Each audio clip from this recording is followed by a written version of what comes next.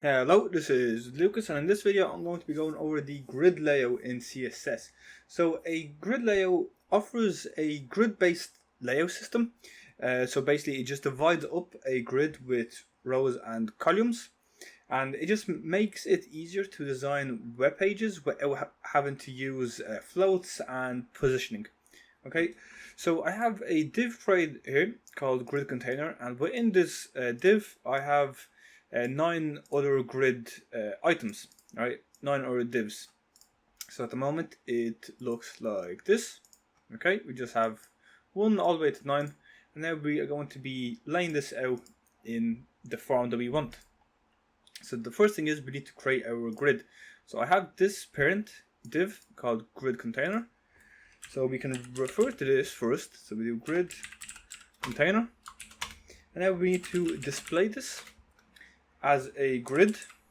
Okay, so now we have set this grid container as a grid, and then we need to do a grid template.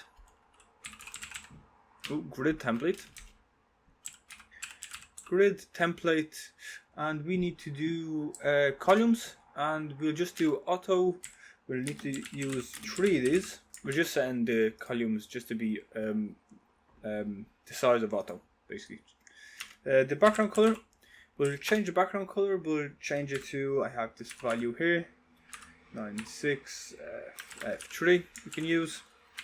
We're going to add in a bit of padding. This is just to make it a bit easier for me to demonstrate.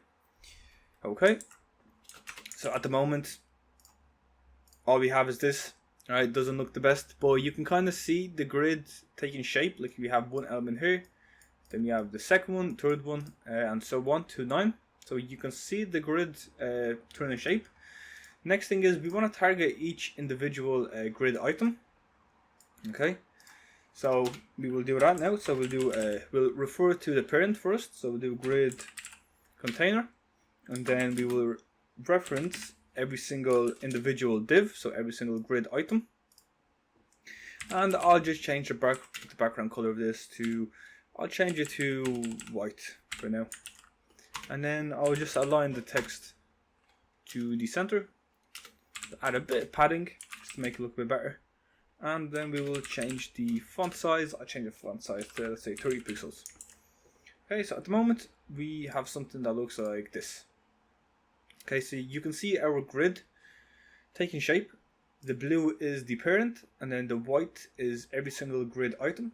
Now we can't actually see every single item because it's all it looks like it's all one single grid with 9 elements, but it is actually a grid.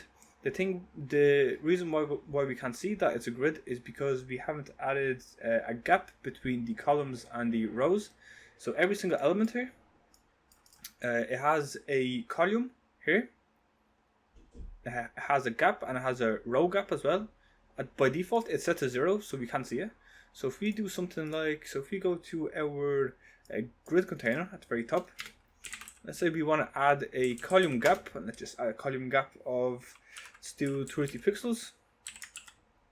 Go back to our page, refresh that, and you can see that we now have a column gap between every single column. Alright, so this is column 1, column 2, and then this is column 3. Okay, we can do the exact same thing with the row. So we do so we will have to do, we'll do row gap, and we can also do some like 50 pixels. And when we go back to our page, refresh this, now you can see that we have a gap on the row. So now we can clearly see the grid being displayed. Every single element is part of, has its own location on the grid, as an index. So this is index 0, 1, 2, and so on. So I'm going to change this to 30 just so it looks a bit better. So it's even. There you go. And now what we can do is we can set each element to have to take up specific rows and columns. Okay, so what I mean by this is, let's say we want element 1 to take up this index and this index. So what we can do is we can target what element we want it to do. So I want to do a grid item 1. So we'll do a grid item 1. And what we'll do is we'll do grid column. We'll do start. We'll do start. And we want it to start on column 1. So column 1 is this one here. This is column 1. Okay. And then this is column 2. Okay. Alright, so this is column 1, 2, and then 3. Right, so the start, if you can see here, this is the start. So if you see this gap here, this is 1, this is 2 in here, and then this is the third one. So it will start here at the very first one, but then let's say if you want to end on the column 3, so it will end here. Okay, so if we do